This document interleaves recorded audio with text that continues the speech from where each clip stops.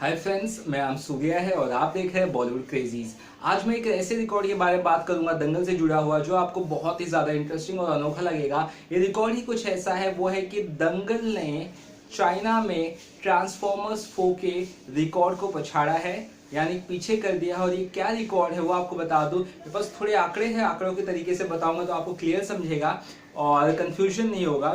तो रिकॉर्ड कुछ इस तरह का है कि जब रिलीज हुई थी ट्रांसफॉर्मर्स, तो ट्रांसफॉर्मर्स ने 30 दिन में जो कलेक्शंस किया था, 30 दिन में वो कलेक्शंस 9.65 करोड़ के ऊपर ही था हर दिन। मतलब फिल्म ने 9.65 करोड़ के ऊपर ही कमाया था चाइना में। ट्रांसफॉर्मर्स की बात हो रही है 30 दिन तक की।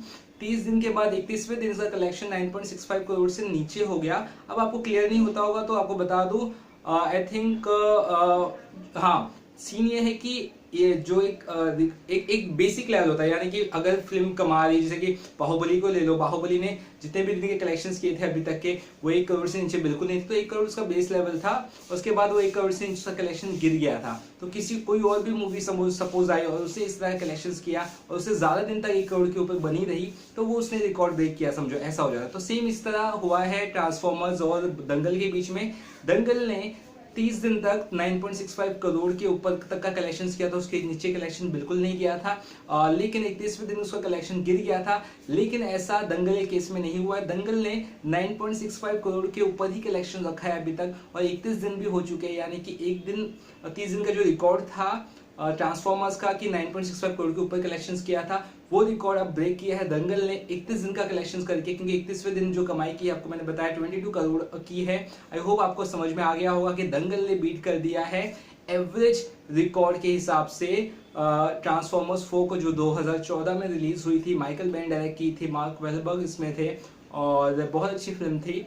और चौथा पार्ट था ट्रांसफॉर्मर्स सीरीज का, पांचवा पार्ट हाल ही में अब रिलीज होने वाला है, transformers 5 the last night I think. तो ये एक रिकॉर्ड बहुत अनोखा और इम्पोर्टेंट है आई थिंक, इसलिए भी क्योंकि एक नॉन हॉलीवुड फिल्म चाइना में जाती है और एक लेवल के ऊपर ही कलेक्शंस करते हैं। ऐसे नहीं कि 1-2 करोड़ कमा लिए, दूसरे दिन 10 करोड़, तीसरे दिन 50, ऐसा नहीं।